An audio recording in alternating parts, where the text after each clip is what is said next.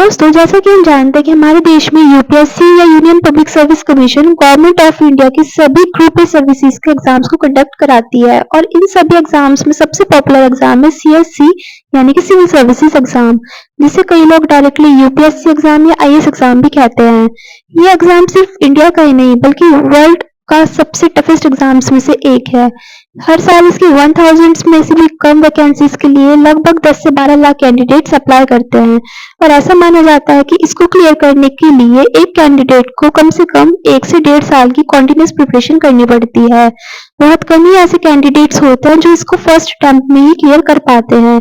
इस एग्जाम के थ्रू हमारे देश की टॉप लेवल सर्विसेज जैसे कि IAS, Indian administrative services, IPS, Indian police services, IFSS, Indian foreign services और आईआरएस, इंडियन रेवेन्यू सर्विसेज, इन सब की रिक्रूटमेंट्स की जाती है। इस वीडियो में हम इस एग्ज़ाम के बारे में थोड़ा डिटेल में बात करेंगे, जैसे कि यूपीएससी सीएससी का step wise process, eligibility criteria, exam pattern, vacancies और previous year cut off etcetera.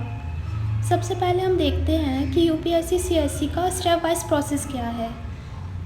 Process में अगर हम देखें तो सबसे पहले यूपीएससी की तरफ से एक नोटिफिकेशन आता है जो कि upsc.gov.in पर जारी किया जाता है, जिसमें सीएससी के जुड़े सभी एग्ज़ाम्स की इन्फॉर्मेशन जैसे कि एग्ज़ाम का schedule, last date form fill करने के लिए और सिलेबस एक्सेट्रा सब इन्फॉर्मेशन दी हुई होती है।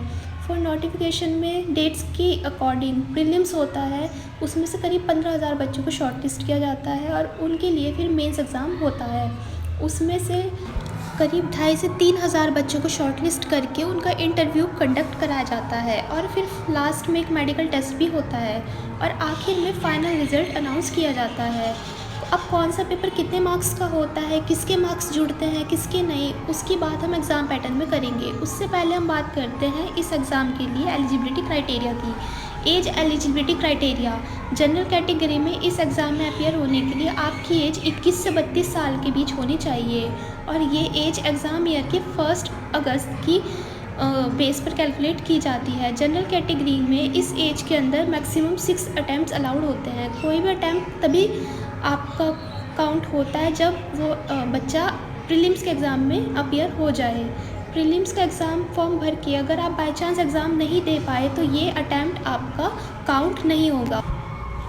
ये तो हो गई जनरल कैटेगरी की बात। इस एग्ज़ाम में रिज़र्व कैटेगरीज़ के लिए हर कैटेगरी वाइज एज रिलैक्सेशन और अटैम्प्ट्स की रिलैक्सेशन भी होते हैं, जैसे कि ओबीसी एनसीएल के लिए मैक्सिमम एज 35 ईयर्स और 9 अटैम्प्ट्स होते हैं। एससी और एसटी के लिए मैक्सिमम एज 37 ईयर्स और अनलिमिटेड अटैम्प्ट्स होते हैं। इसी तरह से और भी कैटेगरीज़ होती हैं जिनके बारे में अगर आप डिटेल में जानना चाहते हैं तो यूपीएससी सीएससी की नोटिफिकेशन पर जाकर देख सकते हैं। अब बात करें एजुकेशन क्वालिफ़िकेशन की, तो इस एग्ज़ाम के लिए कैंडिडेट्स के पास बैचलर डिग्री होनी चाहिए, फिर चाहे वो किसी भी फील्ड में हो। नेक्स्ट बात करते हैं यूपीएससी सीएससी के एग्ज़ाम पैटर्न की। तो ज़्यादातर ऑफिसर्स एग्ज़ाम्स की तरह ये भी 3 टियर एग्ज़ाम होता है, जिसमें टियर 1 पे प्रीलिम्स, टियर 2 पे मेंस और टियर 3 पे इंटरव्यू होता है। बात की जाए एग्ज़ाम टाइप्स की तो प्रीलिम्स ऑब्जेक्टिव्स, मेन सब्जेक्टिव और इंटरव्यू वर्बल टाइप का होता है। बात करें टियर 1 प्रीलिम्स की तो इसमें एक ही दिन में 2 पेपर होते हैं, जीएस और सीसेट।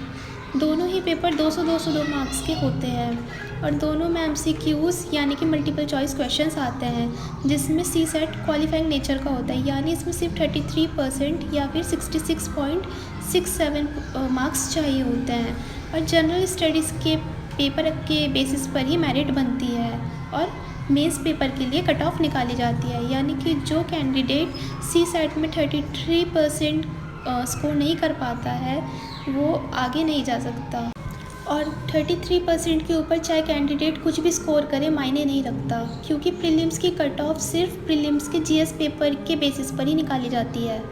अब एग्ज़ाम होने के लगभग 1 महीने के आसपास यूपीएससी सीएससी प्रीलिम्स में क्वालिफाई कैंडिडेट्स को लिस्ट को जारी कर देता है। फिर उन्हें टियर 2 यानी कि मेंस होता है, जिसमें एक सब्जेक्टिव टाइप एग्ज़ाम होता है। इसमें लगभग 5 दिन में टोटल 9 पेपर्स होते हैं, English, Indian language, S A, जीएस1, GS two, जीएस3, जीएस4, optional paper 1, optional paper 2। S A paper में 2 एसए लिखने होते हैं, दोनों ही एसए में ऑप्शन मिलते हैं जिनमें से कैंडिडेट्स अपनी मनपसंद के टॉपिक्स को सिलेक्ट कर सकते हैं। GS1 में Indian heritage and culture, history and geography और सोशियोलॉजी जैसे सब्जेक्ट्स कवर होते हैं। GS2 में governance, constitution, polity, social justice, international relations etcetera covered हैं। GS3 में technology, economic development, environment, security and disasters cover होते हैं। GS4 में एथिक्स, एप्टीट्यूड, इंटीग्रिटी आते हैं।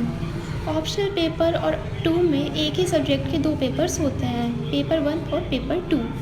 इन 9 पेपर में से पहले 2 इंग्लिश और इंडियन लैंग्वेज पेपर्स 300-300 मार्क्स के होते हैं और ये BC सेट की तरह ही क्वालिफाइंग नेचर के होते हैं। हालांकि इनमें कैंडिडेट्स को सिर्फ 25% यानी कि 75 मार्क्स ही स्कोर करने होते हैं।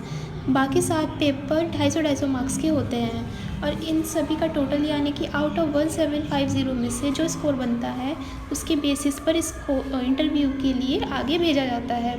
सभी कैंडिडेट्स को इंडियन लैंग्वेजेस में दिए गए इन सब्जेक्ट्स में से अपनी मनपसंद की लैंग्वेज चूज़ करने का ऑप्शन मिलता है और ऑप्शन पेपर 1 और 2 में से जो कि एक ही सब्जेक्ट के होते हैं वो भी इन्हीं दिए गए सब्जेक्ट्स में से अपने मनपसंद सब्जेक्ट को चूज़ कर सकते हैं।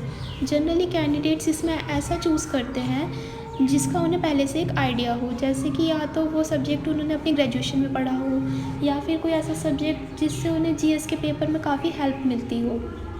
इनके अलावा सभी पेपर्स सभी कैंडिडेट्स के लिए कॉमन होते हैं। अगर कोई कैंडिडेट बाय चांस इस अपने ऐसे पेपर में 25 मार्क्स स्कोर नहीं कर पाता है तो वहीं डिस्क्वालीफाई हो जाता है और उसके बाकी पेपर्स चेक ही नहीं किए जाते और अगर चेक भी किए जाते होंगे तो इसका कोई पॉइंट ही नहीं रहता क्योंकि कैंडिडेट डिस्क्वालीफाई हो चुका होता है।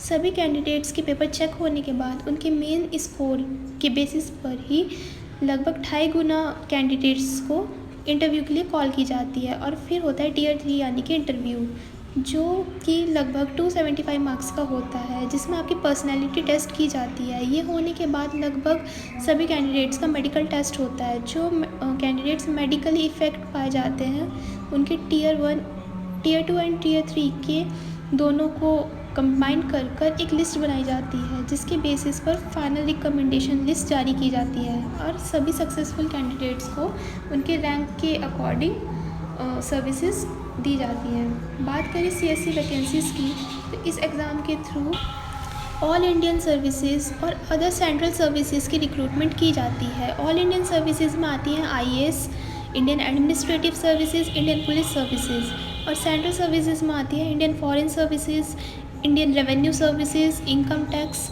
Indian revenue services, custom and IT, Indian P&T accounts and finance service, Indian railways protection force service, Indian audit and account services, Indian defence account and estate services, Indian corporate law services, Indian information services, Indian postal and trade services etcetera.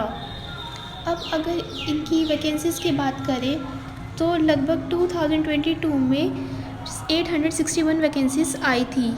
अब बात करें 2013 से 2021 की तो 2013 में total 1228 service vacancies थी और लगभग 2015 में 1164, हर साल इसी तरह 2021 में 712 और ये हर साल लगभग घटती चली गई। नेक्स्ट हम बात करते हैं CSC के कट ऑफ्स की, जिससे आपको ये आइडिया लगेगा कि इस एग्ज़ाम को क्लियर करने के लिए लगभग कितना स्कोर करना पड़ता है। CSC 2021 में जनरल कैटेगरी के लिए प्रीलिम्स एग्ज़ाम की कट ऑफ गई है 87.54 आउट ऑफ 200 और मेन एग्ज़ाम्स की कट ऑफ गई है 745 यानी कि 42.5% और फाइनल रिकमेंडेशन लिस्ट जो मेंस और इंटरव्यू की मार्क्स को ऐड करके बनाई जाती है उसकी कट ऑफ गई है 953 आउट ऑफ 2025 यानी कि अप्रॉक्सीमेटली 47%। बाकी कैंडिडेट्स की कट ऑफ आप स्क्रीन पर देख सकते हैं। बात करें 2016 से लेकर 2022 तक की कट ऑफ की तो 2016 में रही थी 116, 2017 में रही थी 105.34, 2018 में रही थी 98 मार्क्स, 2019 में रही थी 98 मार्क्स और 2022 में रही थी 92.5 मार्क्स। यहाँ से आप ये देख सकते हैं कि हर साल UPSC प्रीलिम्स की कट ऑफ कम होती जा रही है, जिसका मतलब है कि हर साल पेपर का डिफ़िकल्टी लेवल बढ़ता जा रहा है। तो ये थी UPSC CSC की एक छोटी सी वीडियो। अगर आप चाहते हैं तो ऐसी ही किसी और एग्ज़ाम की वीडियो बनाएं तो आप हमें कमेंट सेक्शन में सजेस्ट कर सकते हैं। मिलते हैं आपसे नेक्स्ट वीडियो में। Thank you so much.